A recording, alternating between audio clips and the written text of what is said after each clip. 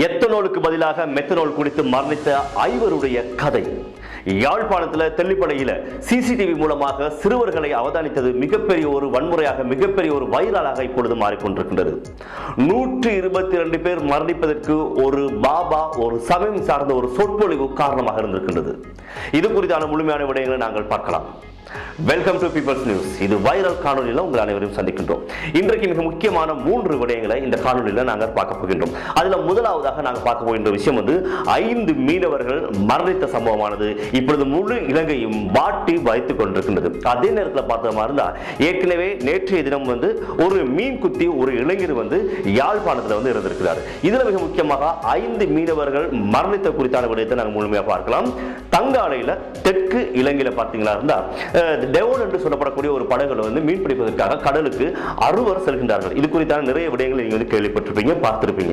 இதுல முக்கியமான அப்டேட் என்னன்னு சொல்லி பாத்தீங்களா இருந்தா, அந்த கடல்ல மிதந்து வந்த ஏதோ ஒரு திரவம் கலந்த ஒரு போட்டில் எடுத்து அது சாராயம் என குடித்துதான் அந்த 5 மரணித்திருந்தார்கள். எனவே எங்களுடைய பீப்பிள்ஸ் நியூஸுடைய அந்த செய்தி குழாவினர் ஆராய்ச்சி மேற்கொண்டது நிமித்தம் அது என்ன சம்பந்தமான விடயம் என்பதை நாங்கள் கண்டுபிடித்திருக்கின்றோம். அந்த டெவோன் படகுல அந்த போத்தல் கிடைத்த உடனேயே அவர்கள் அனைவரும் சேர்ந்து ஒரு செல்ஃபி கிளிக் பண்ணி இருக்கின்றார்கள். அந்த செல்ஃபி நீங்க பார்த்துக் கொண்டிருக்கீங்க. இந்த செல்ஃபி எடுத்ததுக்கு பிறகுதான் கடல்ல எப்படியான ஒரு விஷயம் கிடைக்கப்பட்டது என்பதாக வெளி உலகத்துக்கு காட்டுவதற்காக அந்த புகைப்படத்தை எடுத்ததுக்கு பிறகுதான் அவர்கள் குடிக்கவே ஆரம்பித்திருக்கின்றார்கள். அப்படி குடித்த சந்தர்ப்பத்தில் 4 பேர் துடித்து வாந்தி எடுத்து அந்த படகு உள்ளேயே மரணிக்கின்றார்கள். அதுல ஒருவர் குற்றுயிரையும் குளவுயிருமாக கரைக்கு அழைத்து வரப்பட்டவர் இறுதியாக மரணிக்கின்றார். எனவே 6 5 மரணிக்கிறார்கள்.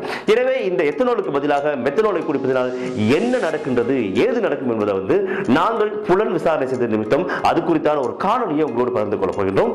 வாருங்கள் பார்க்கலாம். மெத்தனால் உடலுக்கு செல்வதால் என்ன வகையான பாதிப்பு ஏற்படும் என்பதை நாங்கள் தெரிந்து கொள்ள வேண்டும். குறிப்பாக மெத்தனால் ஆனது உணவு மண்டலம் மற்றும் நரம்பு மண்டலங்களை உடனடியாக தாக்குகின்றது. மெத்தனாலை ஒருவர் அருந்தும் பொழுது அதில் உடல் உறுப்புகளை பாதிப்படை செய்வதன் மூலமாக அதிலிருந்து வரக்கூடிய அந்த வேதிப்பொருட்களானது அதிகமான உடலில் களைப்புகளை உருவாக்கும். இதன் மூலம் உடலிலே தலை சுற்றல், வாந்தி, வயிற்றுணர்வு என்று சொல்லி பல்வேறு இடர்களுக்கு முகம் கொடுக்க நேரிடும். இதன் மூலமாக அந்த மெத்தனாலை அருந்திய ஒரு சில நிமிடங்களில் எங்களுக்கு மரணத்தை ஏற்படுத்தக்கூடிய ஒரு பாரிய அசம்பாவிதமான நிகழ்வு நிகழ்கின்றது. எனவே இந்த காணொலியை நீங்க முழுமையா பார்த்திருப்பீங்க. எத்தனாலுக்கு பதிலாக மெத்தனாலை குடிப்பதனால் என்ன நடக்கும் அப்படின்றத இந்த காணொலி மூலமாக நாங்கள் பார்த்திருந்தோம். எனவே எங்களுடைய பீப்பிள்ஸ் செய்தி குழாவினர் ஒரு ஆராய்ச்சி செய்து ஒரு கெஸிங் மூலமாக இப்படியான விடயங்கள் நடைபெற்றுக்கலாம் என்பதாகத்தான் உங்களுக்கு ஒரு விழிப்புணர்வாக இனி வரக்கூடிய விஷயங்களை நாங்கள் முன்னுக்கே அறிந்து கொள்ளும் முன்பாக இந்த விடயங்களை தந்திருந்தோம். எனவே நாங்கள் உறுதியாக கூறவில்லை. அந்த போத்தலுடைய வடிவத்தை அடிப்படையாக கொண்டு நாங்கள் கூகுளில் சர்ச் பண்ண நிமித்தம் இப்படியான விடயங்கள் கிடைக்கப்பட்டன. எனவே வரும் காலங்களில் யாராவது கடலுக்கு செல்வீங்களா இப்படியான போத்தல்கள் கிடைக்கப்பெறுமாக இருந்தால் அதனை அவதானமாக நீங்கள் கையாளணும் என்பதற்காகத்தான் இந்த விடயத்தை உங்களோடு நாங்கள் பகிர்ந்து கொண்டிருந்தோம். எனவே இப்பொழுது தீவிரமான புலன் விசாரணைகள் இலங்கை போலீசாரால் மேற்கொள்ளப்பட்டு வருகின்றது. அது குறித்தான விடயங்களை முழுமையாக எதிர்காலத்தில் நாங்கள் தருவதற்கு தயாராக இருக்கின்றோம். எனவே அடுத்த விடயம் நாங்கள் யாழ்ப்பாணம் பக்கம் போக போகின்றோம். சிறுவர்கள் நாளைய தலைவர்கள் என்பது எல்லோரும் அறிந்ததுதான், தெரிந்ததுதான். இந்த சிறுவர்கள் வாழ வழியற்று ஒரு அநாத இல்லத்தை நோக்கி வரும் பொழுது அவர்களை கண்ணும் கருத்துமாக, குறிப்பாக வேலையே பயிரை மேயாத வகையில் பாதுகாக்கணும் அப்படின்றது எல்லோரும் தெரிந்த ஒரு விஷயம் தான். ஆனால் கூட யாழ்ப்பாணத்தில் தெளிவுபட இருக்கக்கூடிய 2 சிறுவர் பராமரிப்பு நிலையங்களில் ஏற்பட்ட ஒரு அசௌகரியமான சோகமான ஒரு நிகழ்வு தான் இப்பொழுது நிகழ்ந்து கொண்டிருக்கிறது. குறிப்பாக பார்த்தீங்கன்னா அங்க நிறைய சிறுவர்களும் அதுபோல வாழ வழி இல்லாத அநாத குழந்தைகள் வாழ்ந்து கொண்டிருக்கிறார்கள். அதில் அதிகமான பெண்மணிகள் அடங்குகிறார்கள். எனவே அந்த சிறுவர் பராமரிப்பு நிலையத்தில் ஒரு சிசிடிவி கேமரா பாத்தீங்கன்னா ரோட் பக்கமாகவும் அதே நேரத்தில் பெண்கள் குளிக்கக்கூடிய அந்த பகுதியும் பார்த்த மாதிரி பொருத்தப்பட்டுள்ளது. இப்படி அந்த கேமரா மூலமாக அந்த பெண்கள் குளிப்பதை அவதானித்ததாக யாழ்ப்பாணத்தில் ஒரு முறைப்பாடு செய்யப்பட்டிருக்கிறது. இந்த முறைப்பாட்டையும் அந்த நிலையத்துக்கு சென்று ஆராய்ச்சி செய்த நிமித்தம் அது பெண்கள் குளிக்கக்கூடிய இடத்தை போக்கஸ் செய்வதாக அமைப்பட்டிருப்பதாக தகவல் கிடைக்கப்பட்டிருக்கிறது. எனவே இதன் நிமித்தம் பாத்தீங்கன்னா உடனடியாக அந்த 2 சிறுவர் நிலையங்களை மூடுமாறு யாழ்ப்பாணத்துடைய ஆளுநர் PMS ஸ்டால்ஸ் அவர்கள் பணிப்புரை விடுத்திருக்கின்றார். அதன் நிமித்தம் இன்றைய தினம் காலை வேளையில் இந்த சிறுவர் பராமரிப்பு நிலையங்கள் மூடப்பட்டிருக்கின்றன. அதே நேரத்தில் பார்த்தீங்கன்னா தொடர்ச்சியாக யாரும் உள்ள வரக்கூடாது, புதியவர்களை எடுத்துக் கொள்ள முடியாது, இருக்கக்கூடிய முழுமையான விடயங்களை நாம் விசாரித்து செய்ததற்கு பிறகுதான் இது குறித்தான விடயங்களை உலகத்துக்கு தெரியப்படுத்தப்படும் என்பதாகவும் மேலதிகமான விடயங்களும் இங்கே தெரியப்படுத்தப்பட்டுள்ளன.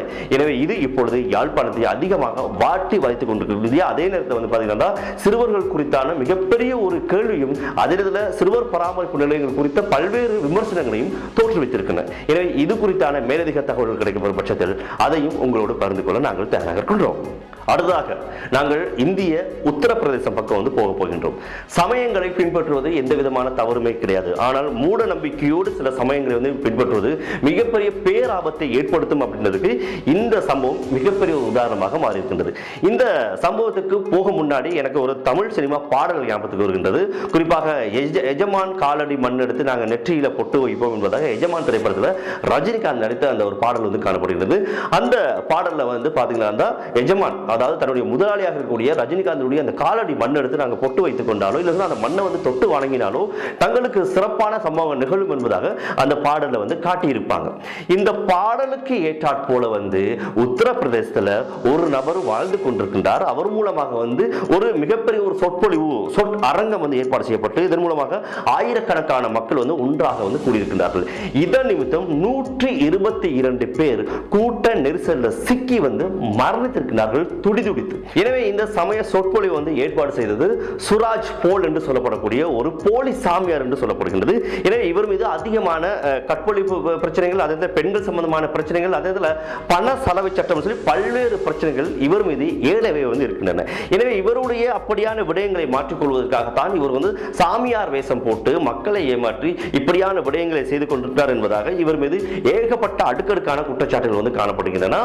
ஆயினும் அது குறித்து எந்த விதமான விசாரணை கூட குறிப்பாக உத்தரப்பிரதேச போலீசார்கள் வந்து மேற்கொள்ளப்படவில்லை. தொடர்ச்சியாக இவர் இப்படியான சொற்பொழிவுகளையும் அரக்கங்களையும் ஏற்படுத்தி செய்து நிறைய மக்களை ஒன்றாக வந்து கூட்டியிருக்கிறார். எனவே இறுதியாக நடைபெற்ற இந்த சமூகத்தின் பொழுது நிறைய மக்கள் குழுமியது நிமித்தம் வந்து இப்படியான அசம்பாவிதம் நடைபெற்றிருக்கின்றது.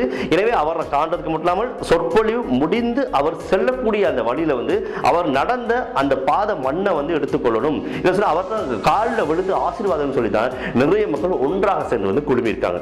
இப்படி சென்றவர்கள் தான் 122 பேர் வந்து இப்போ வந்து மரணித்திருக்கிறார்கள். எனவே பார்த்தீங்கன்னா இப்போ இந்த சுராஜ் போல் என்று சொல்லப்படக்கூடிய இந்த நாராயண ஹரி என்று தன்னுடைய பெயரை மாற்றிக்கொண்டு வருவது இப்பொழுது தலைமறைவாக இருக்கின்றார். ஏன்னா இவர் மீதான அனைத்து குற்றச்சாட்டுகளும் இப்பொழுது வெளியில் வந்து கொண்டிருக்கின்றன. அவர் குறித்தான பல்வேறு விடயங்களையும் நிறைய பேர் வந்து வெளிப்படுத்திக் கொண்டிருக்கிறார்கள்.